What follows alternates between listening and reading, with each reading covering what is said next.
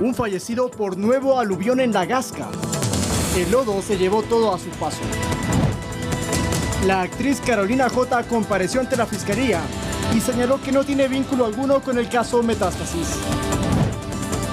Y en el caso Purga, la fiscalía no revisará las cuentas del presidente de la Asamblea, Henry Kromfle. En lo internacional, 29 fallecidos por incendio de gran magnitud en Turquía. Y en los deportes, Liga de Quito y Barcelona debutaron en la Copa Libertadores.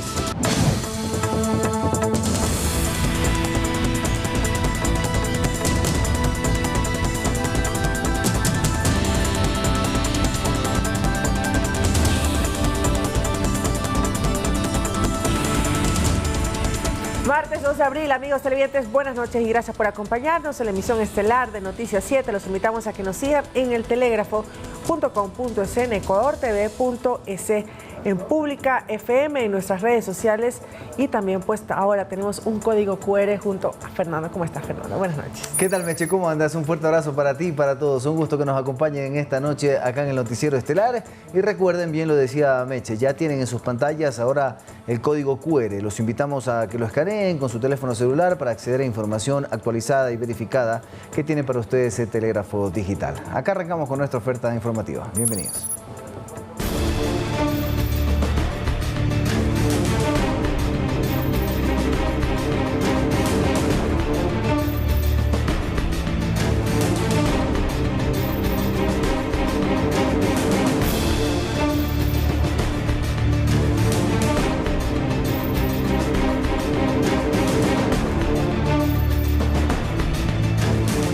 La tarde de este martes 2 de abril en la capital se soportó una fuerte lluvia que provocó un aluvión sobre la avenida de La Gasca en el norte de Quito. Palos, piedras, lodo descendieron sobre la calzada, arrasando con lo que encontraron a su paso. Este hecho sucede después de 2 años del aluvión del 2021 que dejó 29 víctimas mortales.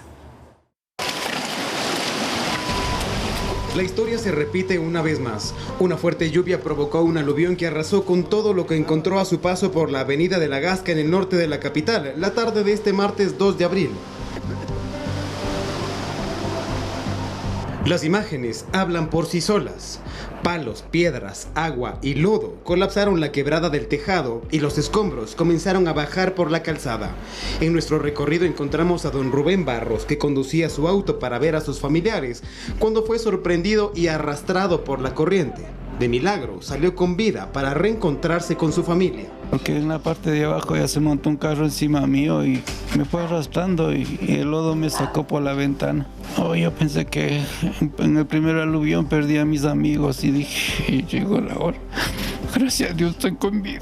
Ventajosamente él está sano y salvo, aunque el carro ya no vale para nada, pero ¿qué podemos hacer? Agradece a Dios. Gracias a Dios, sí. Gracias a Dios, sí, le dio otra oportunidad de vivir. Su auto quedó totalmente destrozado. Según el ECU 911, se reportan 6 vehículos con afectaciones. Mientras que por la calle José Berrutieta, el lodo bajaba a grandes cantidades. Aquí con palos y con lo que tenían a la mano, los vecinos de la comuna intentaban desviar el caudal de la corriente para que los escombros no afecten a sus viviendas. Empezó a bajar otra vez el agua lodo y bastante, ahorita está ya menos, pero lo que nos preocupa es que sigue bajando el agua y más que nada los vecinos estamos aquí con palas, como nos ven, con palas, asadones y lo que se pueda porque es incontenible. Escuchamos un como estruendo, como que algo se chocaba o algo, escuchamos. Entonces salimos y vimos que ha sido el aluvión, porque vimos un carro que estaba ahí que estaba tapado con el agua el carro. En varias viviendas de aquí del sector de La Gasca, el agua y el lodo llega incluso hasta los tobillos, como pueden observar. Es el caso de la vivienda de doña María Vizcarra.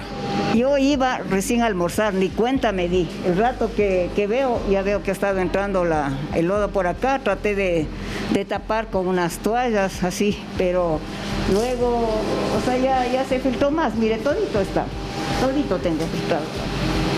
El el departamento está arruinado. Ya creo que es el quinto aluvión que tengo. Es que es imposible no recordar lo que sucedió en estas mismas calles en enero del 2021, donde la lluvia y los escombros cobraron la vida de 29 personas, algo que aún es difícil para los moradores del sector. Claro, nosotros sí tenemos miedo de que venga nuevamente el aluvión como hace más de 2 años que ya pasó, y somos moradores de aquí a 10 a 20 metros de donde está pasando y no vamos a poder tener una tranquilidad. Al conocerse el hecho, las autoridades acudieron inmediatamente al lugar para socorrer a los afectados y realizar las labores de limpieza. Edison Saavedra, Noticias 7.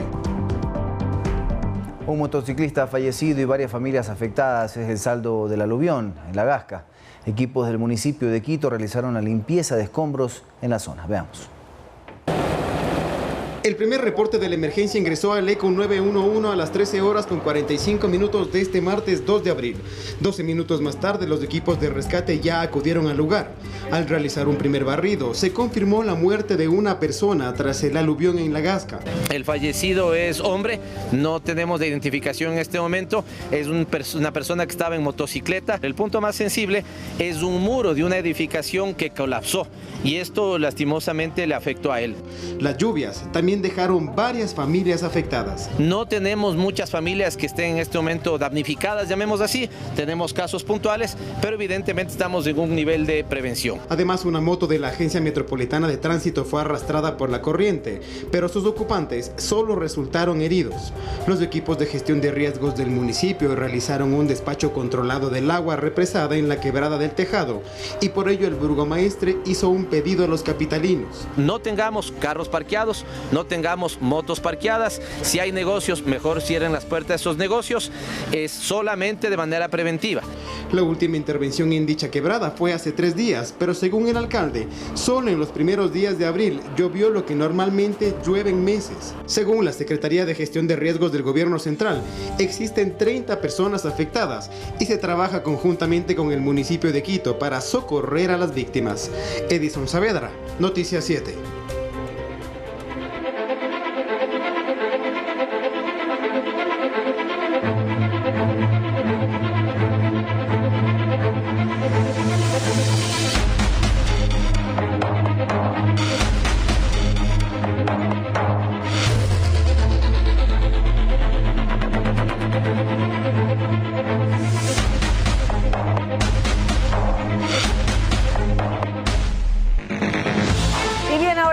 De contactar con nuestro compañero Lautaro Andrade Castro, quien se encuentra en la Fiscalía General del Estado, precisamente con más información sobre el testimonio que rindió el día de hoy Carolina J., actriz ecuatoriana, quien habría tenido una agenda con información valiosa o una supuesta agenda con información valiosa dentro de las investigaciones del caso Metástasis. Vamos a hacer contacto entonces. Adelante, Lautaro. Buenas noches. Buenas noches, gracias compañeros, un saludo a los amigos televidentes. Sí, nos encontramos aquí en la Fiscalía, donde tuvimos que esperar alrededor de 2 horas y media para que Carolina J., la actriz y presentadora que fue mencionada por Mayra S. dentro de este caso Metástasis, rindiera su versión acá y se refiriera principalmente a la libreta que le habría entregado a la procesada por delincuencia organizada, que tendría información sobre Javier J., otro de los procesados en este caso Metástasis. Esto fue lo que dijo Carolina J. respecto a la documentación que ella habría tenido. La agenda no se trata de una agenda o de, digamos, que tenía números de teléfono, contenía información de alguien o tenía nombres como el del señor Jordán o algo. Era una agenda de trabajo que contenía el diario operar de mi esposo, como decir el día de hoy tengo que hacer un depósito, etcétera. Simplemente lo que me llamó la atención fueron varias cuentas que pertenecían tanto al gimnasio donde él trabajaba como le pertenecían a él. Y mi único favor a Mayra Salazar fue: averíguame cuánta plata tiene, que quiero pedirle más plata a mi ex esposo. También ha mencionado que no tenía contacto alguno con Leandro Norero, alias el patrón, quien es la punta de lanza de este caso Metástasis, y que su relación con Mayra S., como ya lo escuchamos, era únicamente para pedirle un favor. Sin embargo, le hemos consultado si le sorprendió que haya sido mencionada en el testimonio anticipado que hizo la hoy procesada. Estoy tan tan sorprendida, mira, casi me muero de un ataque cuando me nombraron el otro día. Obviamente las llamadas, el linchamiento mediático, la curiosidad de la familia, de los amigos. Yo también estaba pues bastante sorprendida. También hemos aprovechado la comparecencia entre los medios que hizo Carolina J para preguntarle si tendría intenciones de irse del Ecuador. Recordemos que hace unos días se había manifestado y especulado que se habría ido por vía terrestre hacia el Perú, lo cual ella lo desmintió y lo ha negado, y esto fue lo que nos contestó. ¿Pensó en irse del país? Jamás. ¿Y a dónde me voy a ir si no tengo ni orden de detención, no tengo nada? Y simplemente, ni siquiera quise declarar de forma telemática, quise dar la cara porque para que vean que estoy aquí, que nada debo, nada temo, no tengo miedo, ni siquiera he pedido resguardo policial. Me dijeron que me querían dar protección y cosas así. ¿Yo qué voy a necesitar si no tengo nada que ver en esto? Todo lo que ha dicho Carolina J ante la Fiscalía será utilizado como parte de las investigaciones para determinar si se ejecutó delincuencia organizada por más de 50 personas que habrían tenido nexos con Leandro Norero y con Mayra S., también investigada en el caso Purga. Lo cierto es que Carolina J no está procesada y no hay indicios por el momento que haya dicho la Fiscalía que se la va a relacionar directamente con este caso de corrupción. Es la información que les comentamos desde la Fiscalía. Volvemos con ustedes, compañeros en estudios.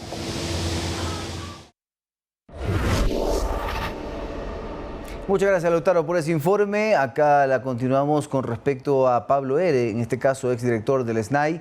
En su versión ante la Fiscalía sobre el caso Metástasis, confirmó que mantuvo un encuentro con Leandro Norero, pero que este no fue para pedir $200.000, como se lo dijo en su testimonio anticipado de la semana pasada. Veamos.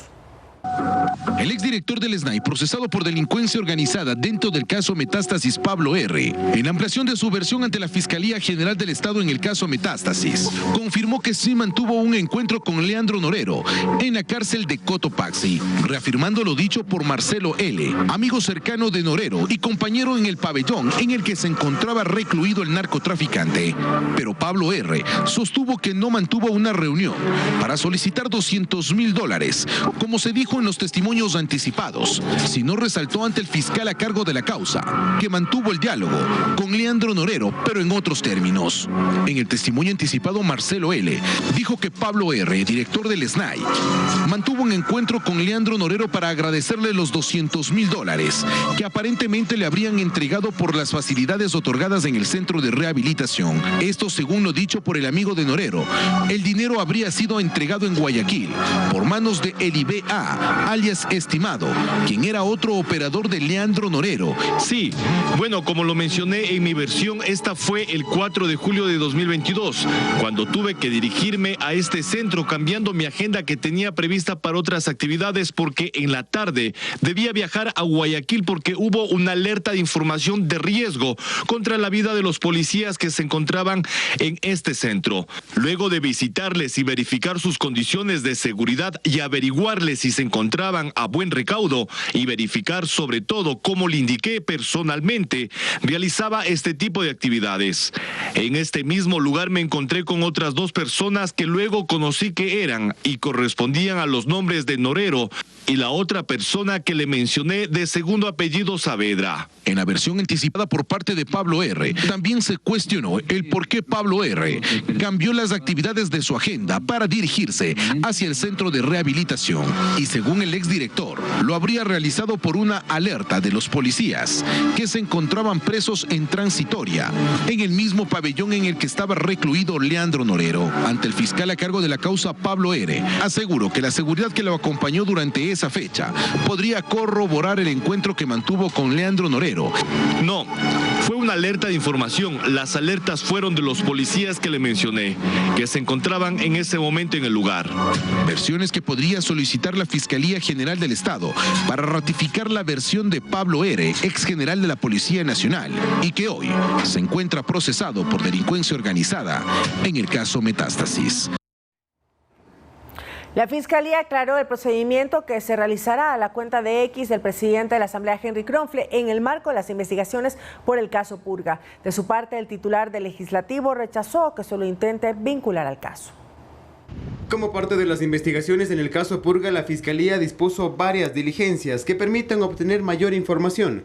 Aquí se ordenó realizar una pericia informática de 11 links de la red social X, antes Twitter, que constan en el parte del caso. entre ellas un post del presidente de la Asamblea, Henry Kronfle. En este sentido, la institución aclaró que no se intervendrá la cuenta de ex del titular de la legislatura, pues no hay sospecha de su presunta participación en el caso. La Fiscalía indicó: respecto a la pericia señalada, se aclara que esta tiene como objetivo la materialización de unos links que se incluyen en el parte integrado, mas no la intervención de las cuentas del presidente de la Asamblea, toda vez que los indicios recabados no han señalado participación alguna del titular del Poder Legislativo. Esta aclaración nace ante la publicación en medios de comunicación sobre una supuesta intervención en las redes sociales del titular de la legislatura, lo cual fue rechazado por el mismo Kronfle, donde señaló: basta de mentiras. Otros links que serán periciados por expertos de la Fiscalía son los del ex legislador Pablo M., quien actualmente guarda prisión preventiva en la cárcel de La Roca en Guayaquil. Además, se revisarán varias cuentas del Troll Center que Mayra S. creó para beneficiar y atacar a los adversarios del ex legislador Pablo M., según mencionó en su testimonio anticipado el pasado viernes ante el juez Felipe Córdoba. Según Mayra S., Pablo M. le pagaba $2.500 en efectivo mensualmente por estos servicios, que incluían el Troll Center y además ser la mano derecha de la expresidenta de la Corte Provincial del Guayas, Fabiola G., quien también guarda prisión preventiva en el caso Purga, que al igual que el caso Metástasis, ha sacudido a las más altas esferas políticas y judiciales. Edison Saavedra, Noticias 7. Un procesado en un caso penal puede acogerse a la cooperación eficaz para la reducción de la sentencia. Pero ¿en qué casos se aplica y cómo es este beneficio? Abogados nos explican a continuación. En los últimos días hemos escuchado con frecuencia el término cooperación eficaz. Quizás les salte la duda de qué significa esta figura en el ámbito judicial. Negociación que existe entre una de las personas procesadas y el Estado a través de la Fiscalía. Tiene una dirección que es esclarecer la verdad dentro de un proceso. Así también permite identificar a participantes o responsables en el cometimiento de un delito. Lo que se busca es que un acusado brinde datos, rutas o información que, de comprobarse su veracidad, esto le valdría de un beneficio: la reducción de la pena. En delincuencia organizada tenemos claro que va una pena de 7 a 10 años. Entonces, esta reducción en el primer caso del 20% estaríamos hablando entre 16 a 17 meses. Y en el segundo caso, esta reducción de hasta o una pena del 10%, ¿cierto? Estaríamos hablando de 8.4 meses de condena que debería pagar la persona. Ahora entendamos ejemplos en los que la cooperación eficaz es válida. Digamos que una persona que es miembro de una organización que se dedica al tráfico de drogas dice: en esta casa ubicada en tal domicilio está almacenada X cantidad de droga, ¿no es cierto? Esa sería la colaboración.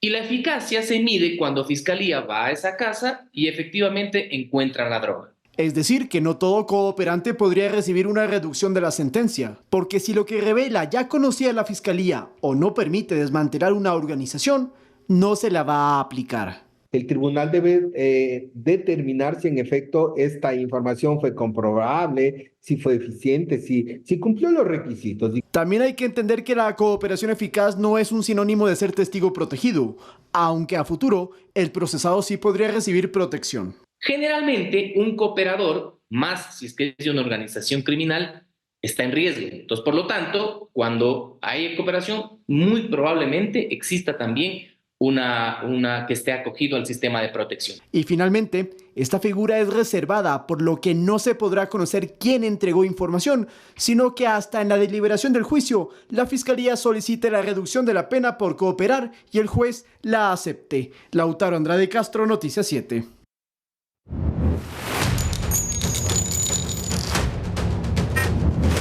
Guerra contra el terrorismo. En Manabí, la Policía Nacional detuvo a integrantes de una banda delictiva. Los agentes encontraron más de $100.000 que no pudieron justificar. La operación policial se realizó en horas de la madrugada, donde los agentes aprendieron a 7 ciudadanos por el presunto delito de tenencia y porte de arma de fuego. Además, se logró la recuperación de un vehículo para las investigaciones. Esta operación se ejecutó en el cantón Junín, en la provincia de Manabí. Entonces, producto de lo cual proceden a la detención de los individuos, ya que pertenecen a un grupo de delincuencia organizada justamente que estaba operando en el sector del Junín. En este sentido, el personal de la Unidad Nacional de Investigación Antidelincuencial UIAN, con el apoyo de los grupos GIR, GOE, GEMA y HUMO, obtuvieron resultados positivos donde se encontró las siguientes evidencias. 3 armas de fuego, 10 terminales móviles, un vehículo recuperado, un vehículo aprehendido, una moto aprehendida, 18 cartuchos, 3 alimentadoras, un DVD, un chaleco antibales, una prenda policial, una gorra, un dron y dinero en efectivo. De acuerdo a la información emitida por las autoridades, los sospechosos serían integrantes de una supuesta organización que opera al margen de la ley en esta provincia. 2 de ellos presentan procesos judiciales. Las evidencias encontradas en esta operación fueron llevadas en cadena de custodia hasta el comando de la Policía Nacional para, junto a los detenidos, ser puestos a órdenes de las autoridades competentes para la audiencia de flagrancia. Y ahora les contamos que la Comisión de Seguridad en la Asamblea Nacional, al regresar de su vacancia preparada, en este caso el segundo informe para el debate del proyecto de ley del control de espacio aéreo. ¿Qué implica esta normativa legal? En la siguiente nota les contamos más detalles. En la Comisión de Seguridad de la Asamblea Nacional se espera la votación del segundo informe para debate del proyecto de ley de control de espacio aéreo. Según la asambleísta Inés Alarcón, la iniciativa está enfocada en detectar aeronaves que no tienen un plan de vuelo o que tienen una actividad irregular en el país. Nos referimos a subyacente cuando hablamos de todo el territorio nacional, territorio marítimo, continental e insular. Con esto buscamos que cualquier aeronave que sea irregular, que no tenga un plan de vuelo y que esté sobre nuestros cielos, pueda ser, tenga la interdicción o sea interceptada. En el proyecto se contempla también derribar estas aeronaves de ser necesario. Lo que indica la ley es que cuando hay una aeronave que no está siendo tripulada, que no está respetando nuestros lineamientos, que no tiene plan de vuelo, que no responde a nuestros llamados y ataca a nuestros pilotos, y ahí sí puede ser neutralizado. Siempre y cuando ataque. Siempre y cuando ataque. La normativa para destruir pistas clandestinas es parte del documento. El tema con las pistas ilegales, nosotros eso sí hemos puesto especial énfasis en este proyecto de ley, deben ser derribadas. La Fuerza Aérea tiene toda la potestad en esta ley para determinarlo, trabajar junto con Fiscalía y la Policía Nacional. Hasta ahora no se puede. Sí se puede, pero sin ningún marco normativo. O sea, lo están haciendo sin ningún marco normativo. Ahora, mediante esta ley hay un marco normativo para que lo puedan hacer. Se prevé que una vez que el Parlamento regrese de vacancia, la comisión pueda analizar el segundo informe y, de ser aprobado, pasaría al Pleno para segundo debate y posterior votación. Andrea Orbe, Noticias 7. Las personas que serán miembros de las juntas receptoras del voto podrán capacitarse hasta este 20 de abril. En caso de no cumplir con este requisito, la multa es del 10% del salario básico unificado. Y en la siguiente nota les damos más detalles. Este 21 de abril, 13,6 millones de ecuatorianos acudirán a las urnas para votar sobre la consulta popular y el referéndum. Para este nuevo proceso electoral, los ciudadanos que serán miembros de las juntas receptoras del voto obligatoriamente deben capacitarse de manera presencial hasta el sábado 20 de abril. El director de la Delegación Provincial Electoral de Pichincha, Alexis Fuentes, explica que entre los propósitos está la minimización de los errores. Nosotros estamos impartiendo en estas capacitaciones indicaciones directrices para que se haga un proceso de escrutinio acelerado. Recordemos que la ciudadanía está acostumbrada a recibir información, a obtener ya resultados a partir desde las 8 de la noche. Entonces, con 11 preguntas por resolver, tiene que acelerarse estos tiempos de escrutinio. Entonces, la capacitación se divide en 2 partes. Está compuesta por un 30% de la parte teórica y un 70% del práctico. Quienes acudieron a realizarlo dicen que es dinámico. La coordinadora o la profesora sabe del tema, nos está explicando bien, vamos paso por paso, sin ningún problema. Cuando no se capacita y va a la mesa, vemos que hay descontrol, falta de organización. organización y principalmente aquellas personas que fungen como presidentes o secretarios, pues son quienes dirigen la mesa en ese entonces. Incluso para demorarse menos es importante la capacitación y no salir 8 o 9 de la noche. Pero ¿cuáles son los lugares donde se puede capacitar a escala nacional? En la página web del Consejo Nacional Electoral www.cne.gov.es encontrará el listado. Por ejemplo, en Pichincha se puede capacitar en la Delegación Provincial Electoral de Pichincha de lunes a domingo, de 8:30 de la mañana a 5 de la tarde. En Guayas, en la Universidad Agraria del Ecuador, de lunes a sábado, de 9 de la mañana a 4 de la tarde. Y en Loja, en la Delegación Provincial Electoral de Loja, de lunes a viernes, a las 9, 11 de la mañana, 3 y 6 de la tarde. Los sábados a las 10 de la mañana y a las 3 de la tarde. Y el domingo a las 10 de la mañana. Fuentes agrega que quienes hayan participado en otros procesos y fueron convocados este abril, también deberán cumplir con la capacitación y así evitar multas. Tienen que haber participado, y es decir, haber estado haciendo la recepción del voto en los 3 últimos procesos electorales, ya sea que tenga una sola vuelta electoral como 2 vueltas electorales. Las sanciones electorales son las siguientes: por no sufragar, un 10% del salario básico unificado, equivalente a $46. Para los miembros de la Junta Receptora del Voto que no se capaciten, también es del 10% del salario básico unificado, es decir, $46. Mientras tanto, a quienes no se presenten a su Junta Receptora del Voto, será del 15% del salario básico unificado, es decir, $69. Y a los miembros que abandonen la Junta Receptora del Voto, puede ser entre 10 y 20 salarios básicos unificados, es decir, entre $5.060 a $9.200. Estas multas, además, son acumulativas. Manuela Bedón, Noticias 7.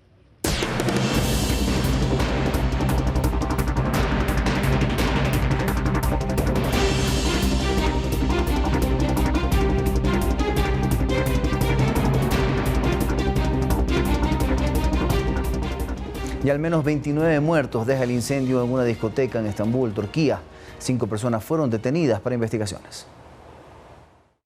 La tragedia se produjo en una popular discoteca ubicada en el centro de Estambul, en Turquía. El lugar, que funcionaba en el sótano de un edificio de 16 pisos y tiene capacidad para 3.000 personas, se prendió en llamas la tarde de este martes, dejando al menos 29 muertos. Varias de las víctimas eran obreros que realizaban adecuaciones en el lugar. Aunque se desconocen las causas del incendio, el material de trabajo esparcido en el sitio habría ocasionado que el fuego se propagara con mayor rapidez, según las primeras investigaciones. El ministro de Justicia turco Yilmaz Tunç se pronunció sobre el hecho en X. Que Dios tenga misericordia de quienes perdieron la vida en el incendio. Se emitió la orden de detención contra un total de 5 sospechosos relacionados con el incidente. La investigación continúa en todos sus aspectos y de forma minuciosa. Entre los detenidos para las investigaciones del caso están 3 funcionarios de la discoteca, el gerente a cargo y un responsable de la renovación. De lo que se conoce hasta el momento, el fuego inició al interior del local y se extendió hasta la 6ª planta del edificio. Además, se descartaron versiones iniciales que reportaron una explosión en el inmueble.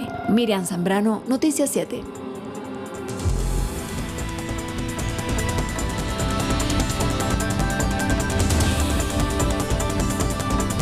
De regreso con más información, amigos. El Ministerio de Salud incluirá dentro del esquema nacional de vacunación para niños varones la vacuna contra el virus del papiloma humano, que durante 10 años fue exclusivo para niñas de 9 años.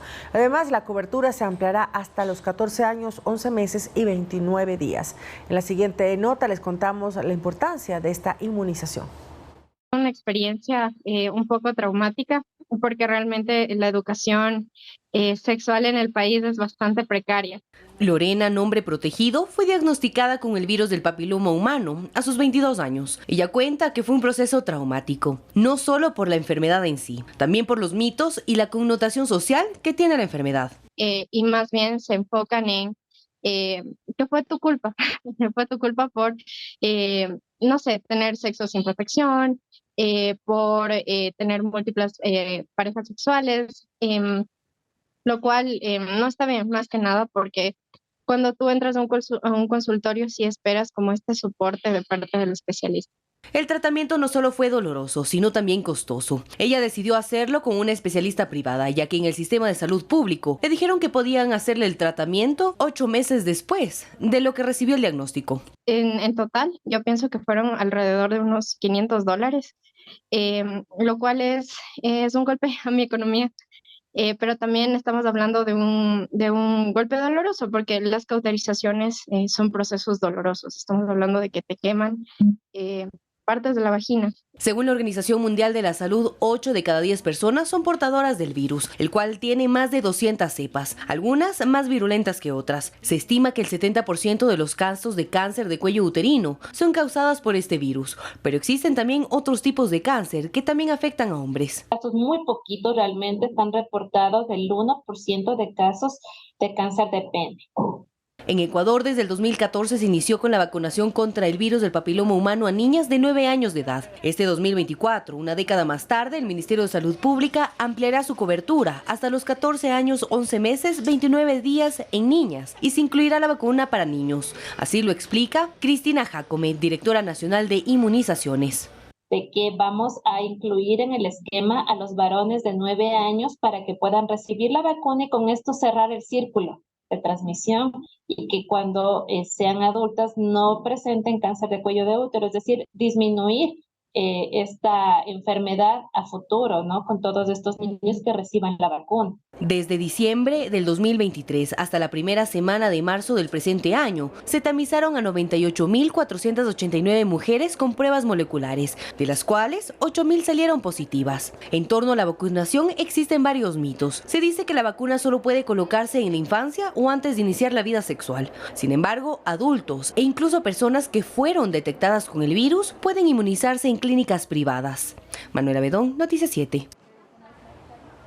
El autismo es una condición que afecta a miles de personas en todo el mundo. La falta de comprensión y conciencia sobre esta condición a menudo obstaculiza su integración plena en la sociedad. Esto en el marco de la conmemoración del Día del Autismo, el Patronato San José ha diseñado una actividad especial. Veamos. El trastorno del espectro autista es una condición neurobiológica que afecta al desarrollo social, de comunicación y comportamiento de una persona. En Ecuador se han registrado 5.738 casos relacionados con el autismo en la niñez.